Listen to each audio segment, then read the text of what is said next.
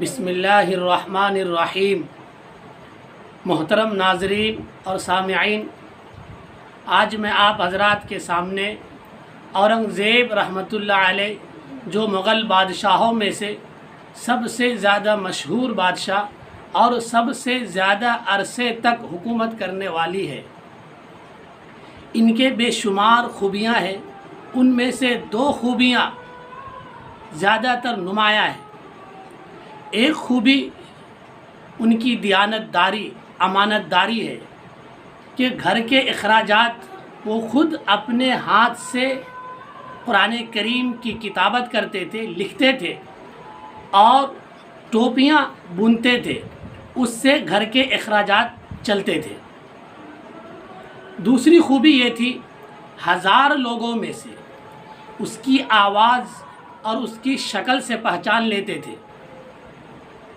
ایک بہروپیے نے آپ سے شرط لگائی، جناب اگر میں نے آپ کو دھوکہ دینے میں کامیاب ہو گیا تو آپ مجھے کس چیز سے نوازیں گے، کیا انعام دیں گے؟ بادشاہ نے کہا، اگر تم نے مجھے دھوکہ دینے میں کامیاب ہو گیا تو میں تجھے وہ دوں گا جو تم مانگو گے۔ وہ بہروپیہ چلا گیا۔ کچھ مہینے کے بعد دربار میں آیا، بادشاہ نے فوراً اسے پہچان لیا۔ پھر وہ چلا گیا۔ پھر کچھ مہینے اور سال کے بعد دربار میں آیا، بادشاہ نے اس بار بھی اسے دیکھ کر پہچان لیا۔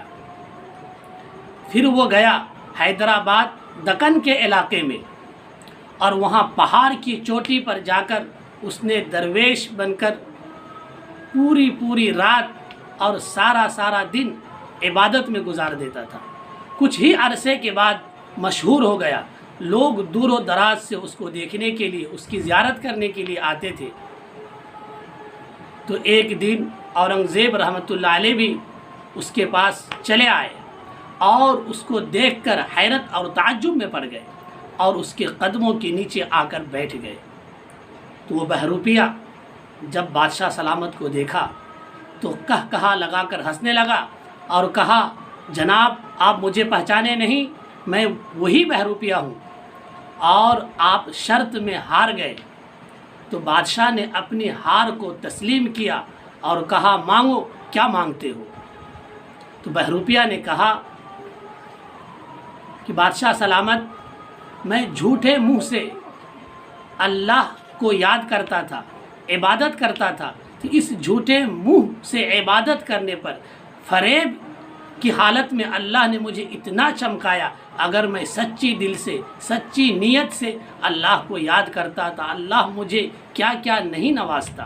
ذرا تصور کیجئے سامعین، ہمیں اس سے سبق یہ ملتا ہے کہ ہم بھی کوئی بھی عمل سماج کا ہو، معاشرے کا ہو، کسی بھی شعبے جات میں ہو، سچی نیت، اچھی تڑپ لے کر کام کرنا چاہیے۔ اور اگر اچھی نیت، اچھی طلب، اچھا ارادہ ہوگا تو اللہ تعالیٰ کی مدد ہمارے ساتھ ہوگی۔ بخاری شریف میں ہے کہ اگر کوئی بندہ ناداری کی حالت میں کسی سے قرض لیتا ہے تو اللہ تعالیٰ اس کو ادا کرنے کے لیے کوئی نہ کوئی اسباب مہیا کرتا ہے، اور اگر کسی وجہ سے وہ قرضہ ادا نہ کر سکے تو کل قیامت کے دن اللہ تعالیٰ اپنی طرف سے اس کا حق، اس کا قرضہ ادا کریں گے۔ اللہ تعالیٰ ہمیں ہر عمل کو اخلاص، سچی نیت کے ساتھ، دل کی یقین کے ساتھ کرنے کی توفیق عطا فرمائے۔